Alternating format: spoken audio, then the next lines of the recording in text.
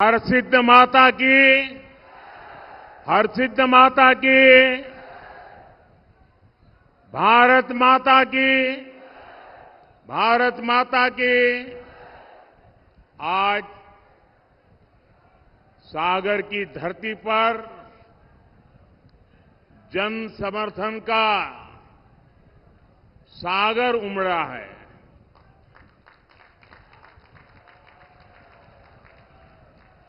पिछली बार आपने यहां से भाजपा को रिकॉर्ड वोटों से जिताया था। साहब, मैंने आपका चित्र देख लिया। आप बैठ जाएंगे तो अच्छा होगा, ताकि पीछे लोगों को रोक रहे हैं आप। नहीं, आपने पास ही रखिए, यहां कार्यालय में दे देना, कार्यालय में दे देना। पिछले बार आपने रिकॉर्ड वोटों से जिताया था। सागर ने फिर मन बना लिया है। फिर एक बार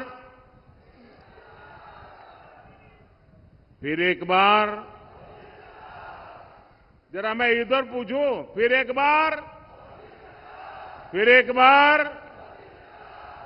साथियों,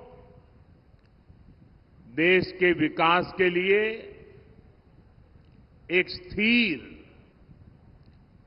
और मजबूत सरकार कितनी जरूरी होती है, ये मध्य प्रदेश और सागर के लोग बहुत अच्छे से जानते हैं। विकास तब होता है जब सही नीतियां हो, सही विजन हो। इसलिए देश हो या मध्य प्रदेश, विकास तभी आया जब कांग्रेस गई और भाजपा आई।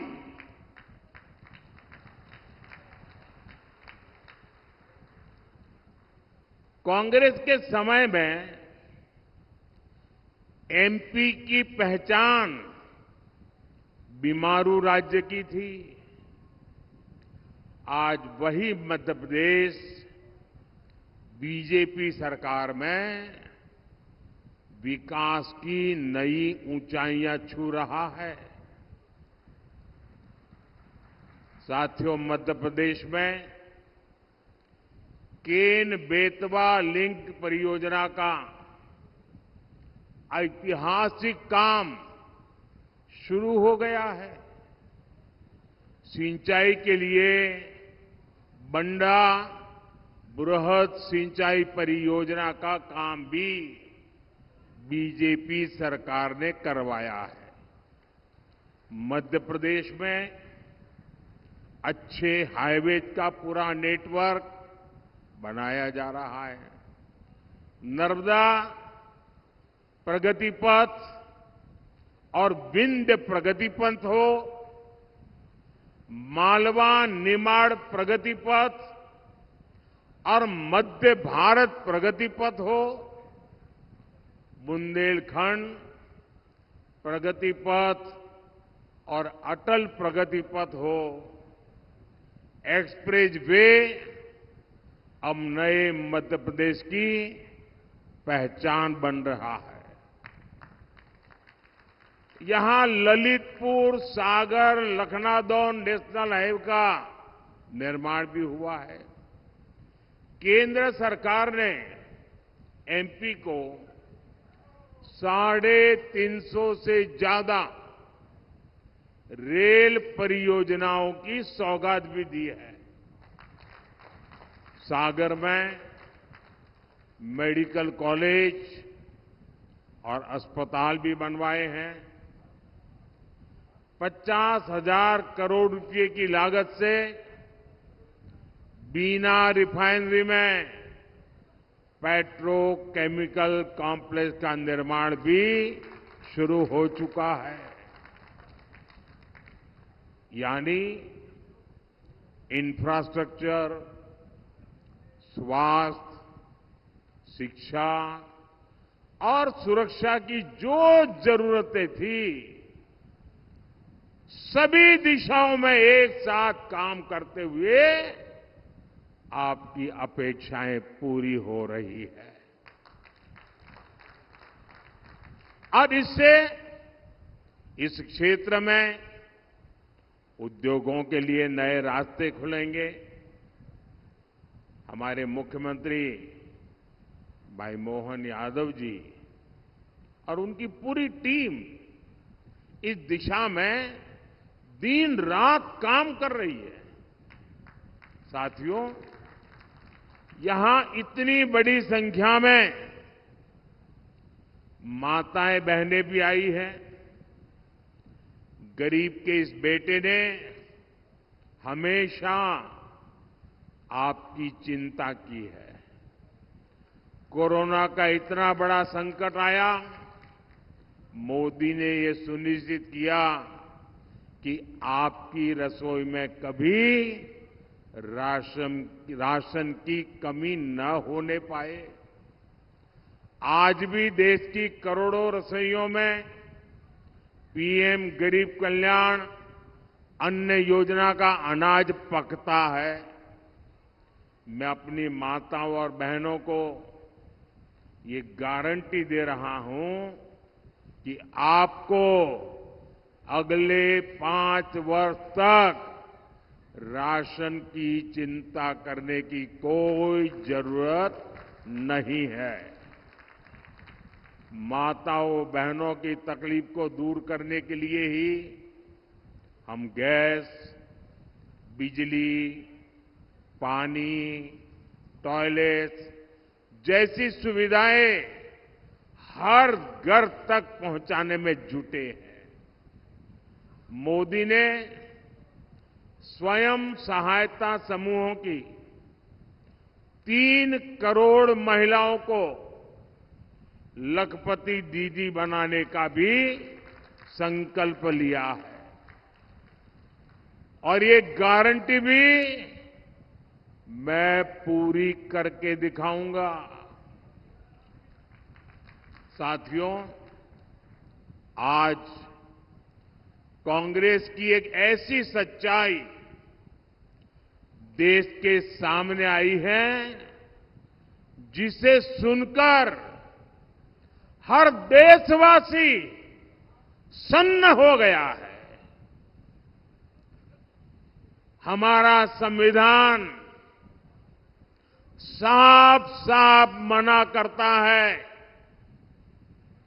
कि किसी को भी धर्म के आधार पर आरक्षण नहीं दिया जाएगा। खुद बाबा साहब आंबेडकर भी धर्म के आधार पर आरक्षण के खिलाफ थे, लेकिन कांग्रेस ने वर्षों पहले ही धर्म के आधार पर आरक्षण का खतरनाक संकल्प लिया था। वो साल दर साल अपने इस संकल्प को पूरा करने के लिए भांति भांति के हथकंडे अपना रहे हैं। देशवासियों की आंखों में धूल झोंक करके ये अपना खेल खेल रहे हैं।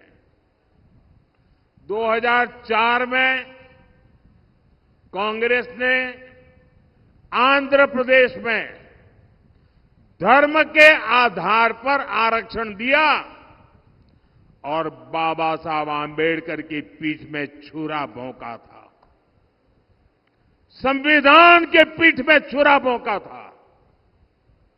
फिर 2009 का चुनाव हो या फिर 2014 का चुनाव, अपने घोषणा पत्र में दोनों बार कांग्रेस ने धर्म के आधार पर आरक्षण का वादा किया।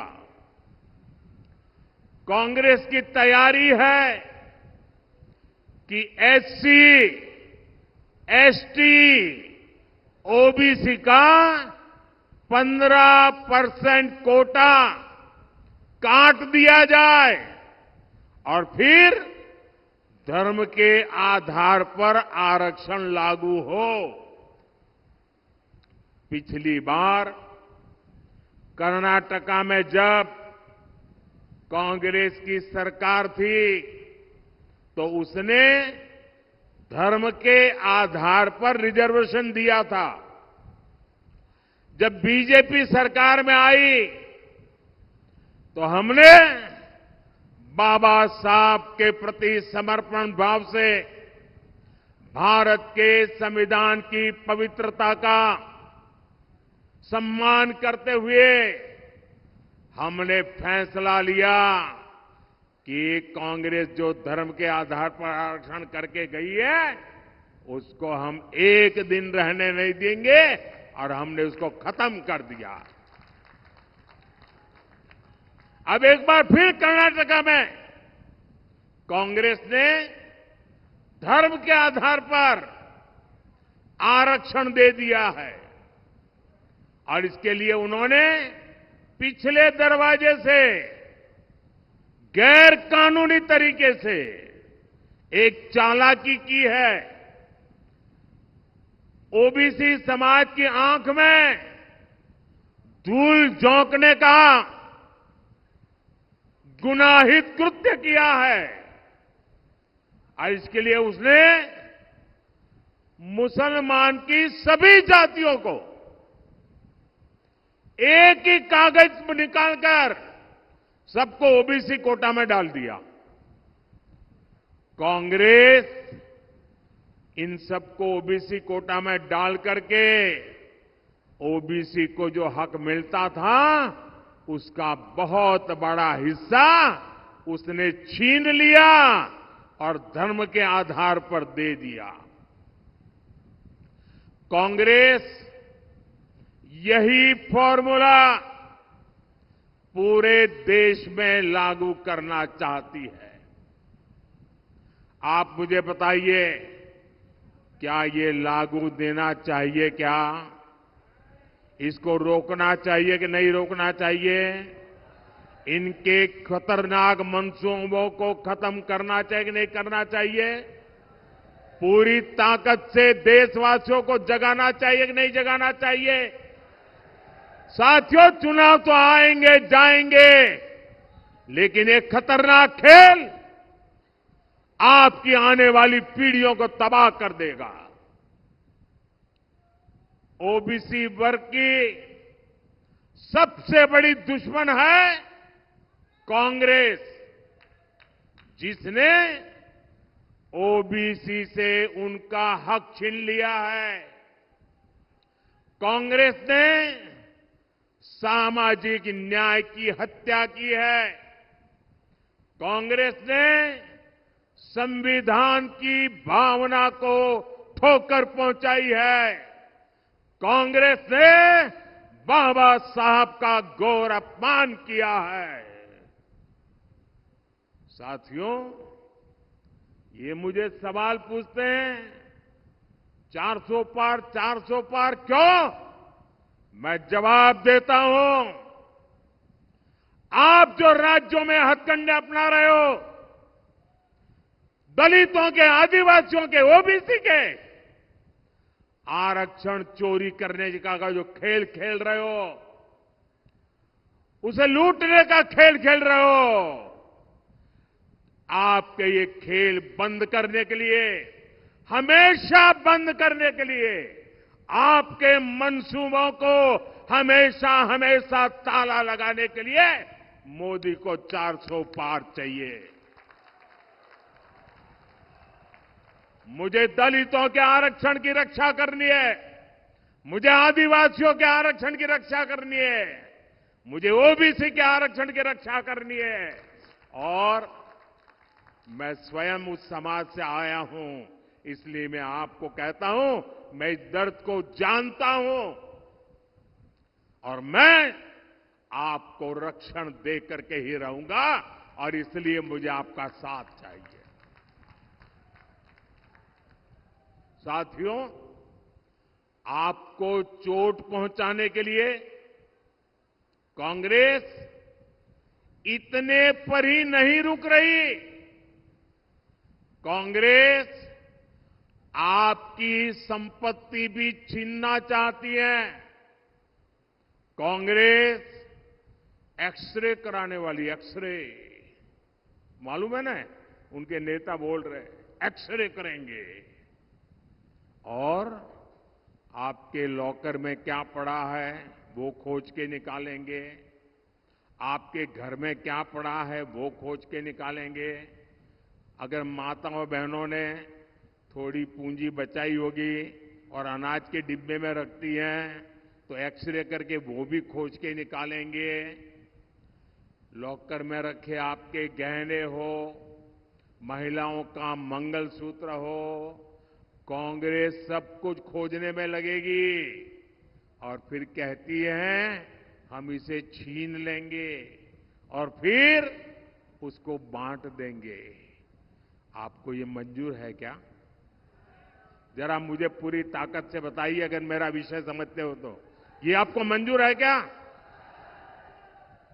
आपके पास अगर एक घर गांव में है और एक घर आपने शहर में ले लिया, दो घर है, तो एक घर कांग्रेस ले लेगी, कांग्रेस की सरकार ले लेगी। अगर आपके पास दो गाड़ी है तो एक गाड़ी कांग्रेस की सरकार ले लेगी। ये उन्होंने घोषित किया है। क्या आपको ये मंजूर है क्या? ये करने देंगे क्या? आपसे ये सब कुछ छीनकर कांग्रेस अपने वोट बैंक को देना चाहती है। साथियों, इतना ही नहीं, कांग्रेस ने तो आज एक और पत्ता खोल दिया है। उनका हिडन एजेंडा बाहर आया है। आज उन्होंने कहा है इनहेरिटेंस टैक्स, यानी विरासत में भी। अब आप देखिए, हमारे देश में तो दादा दादी नाना नानी भी कुछ बचा के रखते हैं, खुद कभी उसका खर्चा नहीं करते। क्यों? उनके मन में रहता है पोता पोती बड़े होंगे ना, उनकी शादी में काम आएगा, नाती बड़ा होगा तो उसके काम आएगा। वो संपत्ति को बचाते हैं। अनाप शनाप खर्चा मौज मजा में नहीं करते हैं। बड़ी मेहनत करके, मुसीबतों को झेल करके जो संपत्ति आपने बचाई है ना, आपने पूर्वजों ने जो संपत्ति बचाई है, जो आपको मिली है, अब ये कांग्रेस कहती है कि आप अपने संतानों को वो संपत्ति नहीं दे सकते। करीब करीब आधी संपत्ति कांग्रेस की सरकार बनेगी तो कानूनन आपसे लूट लेगी। जो संपत्ति आप अपने बच्चों को देना चाहते हैं, उस पर भी कांग्रेस टैक्स लगा करके लूट लेगी। आप कल्पना कर सकते हैं, कांग्रेस भारत के सामाजिक मूल्यों, भारत के समाज की भावनाओं से कितना कट चुकी है। कांग्रेस को भारत के पारिवारिक मूल्यों तक का अंदाजा नहीं रहा है। घर के बड़े बुजुर्ग जीवन भर कुछ न कुछ जोड़ते हैं ताकि अगली पीढ़ियों को देंगे, पोती नाती को देंगे। और यही हमारे देश की परंपरा है, स्वभाव है, संस्कृति है। हम भारतीय जरूरत है के हिसाब से खर्च करते हैं, पैसे बचाने की कोशिश करते हैं। कांग्रेस पीढ़ी दर पीढ़ी चलने वाली इस बचत पर भी, इस संपत्ति पर भी उसकी नजरें हैं, लूटना चाहती है। यानी कांग्रेस का मंत्र है, कांग्रेस का मंत्र है, ये याद रखना, घर घर पहुंचाना, मेरी बात पहुंचाओगे घर घर? मेरी बात घर घर पहुंचाओगे? कांग्रेस का मंत्र है, कांग्रेस की लूट जिंदगी के साथ भी लूट और जिंदगी के बाद भी लूट। साथियों, कांग्रेस को देश के संविधान से नफरत है, इनको भारत की पहचान से नफरत है। इसलिए ये हर उस प्रोजेक्ट पर काम कर रहे हैं जिससे देश कमजोर हो, देश की साख कमजोर हो। ये लोग समाज को आपस में लड़वाने के लिए नए नए पैंतरे लेकर आते हैं। हमारी आस्था ने हमें सदियों से एकजुट रखा है। कांग्रेस पार्टी उस आस्था पर हमले करती है। अयोध्या में प्रभु राम का राम मंदिर प्राण प्रतिष्ठा के समय कांग्रेस ने क्या किया, पूरे देश ने देखा। आपको याद है ना? याद है ना? भगवान राम को काल्पनिक बताने वाली कांग्रेस ने राम मंदिर के प्राण प्रतिष्ठा के निमंत्रण को ठुकरा दिया, ठुकरा दिया। क्या ऐसी कांग्रेस को ठुकराना चाहिए कि नहीं ठुकराना चाहिए? जिसने राम मंदिर की प्राण प्रतिष्ठा को ठुकरा दिया, ऐसी कांग्रेस को ठुकरा देना चाहिए कि नहीं ठुकरा देना चाहिए? आपने इनकी भाषा सुनी है? भाइयों बहनों, इनका विरोध केवल अयोध्या, राम और राम मंदिर तक नहीं है। इन्हें मंदिर और मंदिर जाने वालों से भी दिक्कत है। पिछले साल ही मैंने यहां सागर में संत रविदास जी का भव्य मंदिर का शिलान्यास किया था। तब भी कांग्रेस के नेताओं ने कहा था कि रविदास मंदिर बनाने से अच्छा था कि यहां कुछ और बन जाता। इतनी नफरत है इनको। कांग्रेस को एक महान दलित संत का मंदिर भी बर्दाश्त नहीं होता। ऐसी सोच वाली कांग्रेस को एमपी से दूर रखने में ही भलाई है। साथियों, 7 मई को आपके पास एक बार फिर मध्य प्रदेश के साथ साथ पूरे देश के भविष्य को संवारने का अवसर है। सागर लोकसभा से बीजेपी ने बहन लता वानखेड़े जी को उम्मीदवार बनाया है। उनको भारी मतों से जिताना है। मैं जानता हूं गर्मी बढ़ रही है। मैं ये भी जानता हूं कहीं कहीं शादी ब्याह का माहौल है। मैं भी ये भी जानता हूं कुछ लोगों को खेत में अलग अलग काम भी है। लेकिन मेरा आपसे अनुरोध है, कितना ही काम न क्यों न हो, लेकिन देश के लिए कुछ समय देना चाहिए कि नहीं देना चाहिए? देना चाहिए कि नहीं देना चाहिए? हमें अपना वोट देना चाहिए कि नहीं देना चाहिए? हमने अपने अधिकार का उपयोग करना चाहिए कि नहीं करना चाहिए? राष्ट्र निर्माण के इतने बड़े यज्ञ में हर किसी का योगदान होना चाहिए और इसलिए भारी मतदान होना चाहिए। आप मतदान करवाएंगे, घर घर जाएंगे, मतदान के रिकॉर्ड तोड़ेंगे, पोलिंग बूथ जीतेंगे। आप अपने वोट के साथ साथ जो अपनों के वोट है ना, उसको भी पोलिंग स्टेशन तक ले जाइए। करेंगे? अच्छा, मेरा एक और काम करेंगे।